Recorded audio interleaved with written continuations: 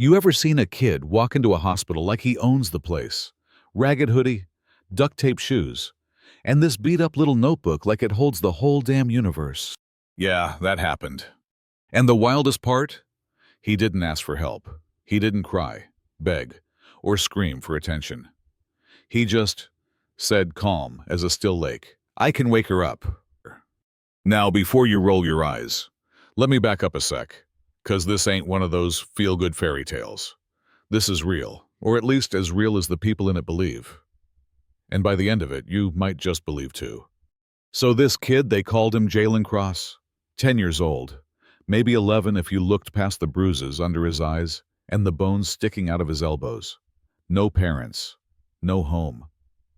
He'd been floating around the south side of Winslow like a ghost that didn't know it was still alive. Sometimes folks saw him behind the bus depot, other times in the basement of that old Methodist church that hadn't held a real service in years.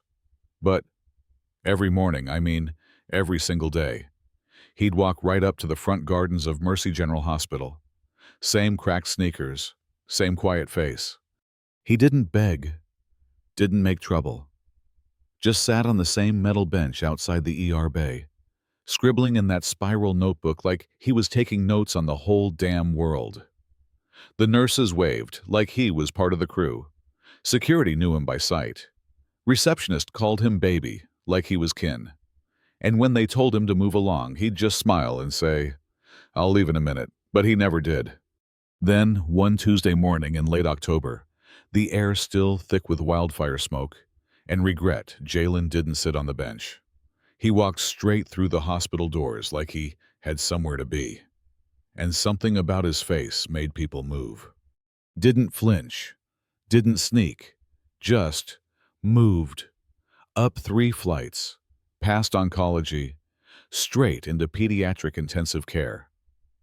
That's where Harper Langford was 12 years old, comatose, and the only daughter of Eli Langford, one of the richest tech moguls on the entire West Coast. The man could crash a server farm with a single phone call, but for 3 weeks, he couldn't get his daughter to blink. A bike crash, skull fracture, and a coma so deep it made even the best neurologist whisper behind closed doors. And here's Jalen standing at the doorway, clutching that notebook like it's holy scripture. A nurse named Camilla stops him. "You can't be in here, sweetheart."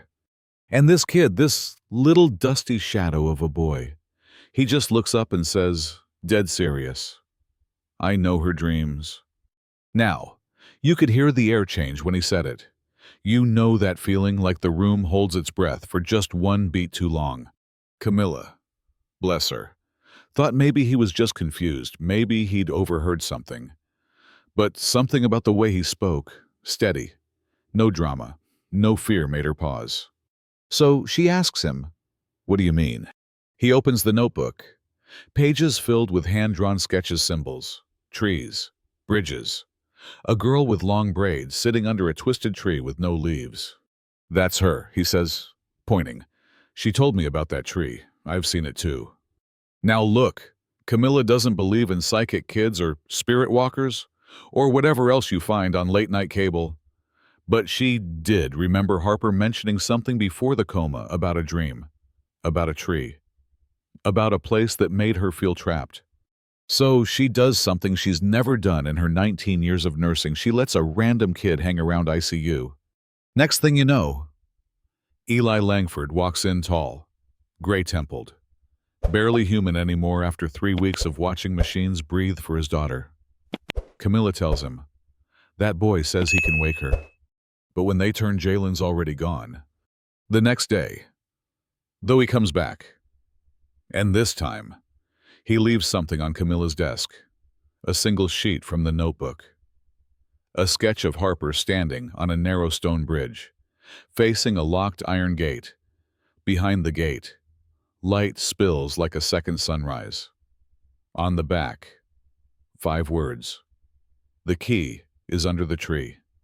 Camilla's blood runs cold, because Harper had said the same thing. "I always get stuck at the gate."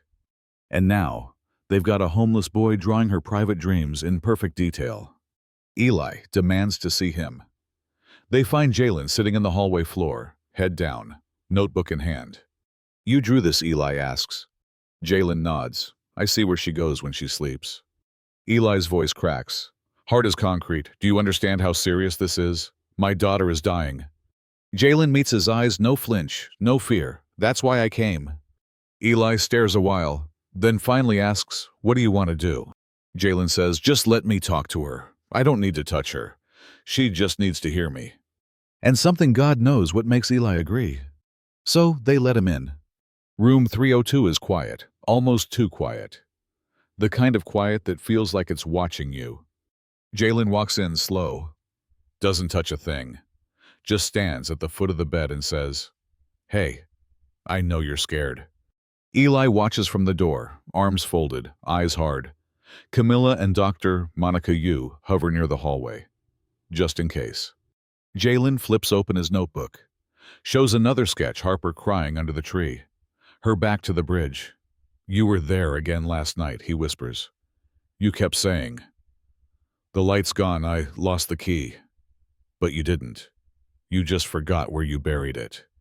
The heart monitor beeps louder, just a little, enough to make every adult in that room go stiff. You don't have to fix it, Jalen says, voice cracking just slightly. It wasn't your fault. It wasn't you. You just gotta walk forward. Harper's fingers twitch. Camilla gasps. Did anyone see that? Dr. Yu confirms it, left hand, it moved. Jalen keeps going. He forgives you, he says. Almost like he's not talking to her, but through her. Your dad. He just doesn't know how to say it. Eli's breath catches. He hadn't spoken those words out loud. Not to anyone. Not even himself. And then Harper blinks. A full blink. Not a twitch. Not a spasm. An honest-to-God blink. By now, ICU is losing its collective mind. Doctors rush in. Nurses are crying. Eli's trying not to fall apart right there on the linoleum. Jalen steps back, calm as ever. She needs rest, he says. I'll come back tomorrow.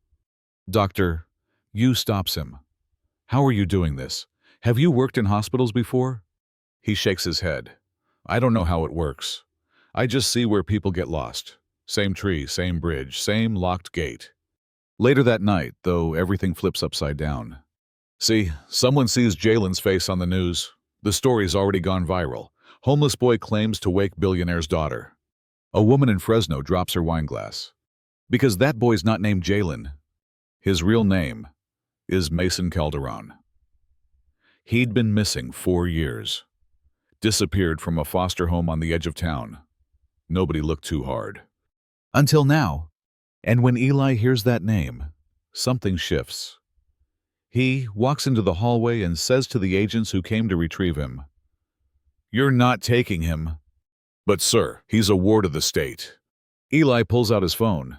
Then file it. My lawyers will draw up guardianship by morning. He stays with me. He wasn't asking. That night, Mason returns to Harper's room. This time, the tree is gone. The bridge is gone.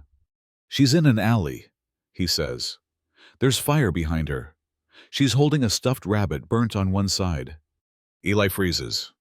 That rabbit, he whispers, she had one just like it before we moved. Then Mason says the one thing that drops the room into silence. I think I was there. Where, Eli asks. Behind the liquor store on Jackson Street. The church van never came back. I was looking for food. Eli swallows hard. That's where we lost her. For 5 minutes, she wandered off. It hits like a freight train. They'd crossed paths. Years ago, the boy nobody saw and the girl nobody forgot. Back in the present, Mason leans close to Harper's ear and says, You were never alone. I'm still here. Just like before. Harper opens her eyes. Clear, focused. And then she reaches for his hand. Every machine in the room stabilizes at once. Her vitals aren't just improving, they're normalizing. And for one split second, Mason falters. His knees buckle. His eyes roll back just a bit. He looks free. I don't feel cold anymore, he whispers. Across the bed, Harper rasps. Where's the boy in the blue coat? Mason smiles. I left it with you. She whispers, I kept it. And just like that, the storm passes. Now, you'd think the story ends there. Right girl wakes up, boy gets a home, everyone hugs it out. But nah, that's where it starts. Because Harper remembers everything, and Mason well. Mason remembers more than he's saying. Reporters start circling. Doctors want tests. The internet's calling him a prophet, a glitch, an angel. But Mason? He just sits on the porch with Harper eating popsicles like it's summer in a world that finally remembered how to be kind. And one night she asks him, "Why did you come back?" He shrugs. "I wasn't coming back. I was just walking with you toward the gate."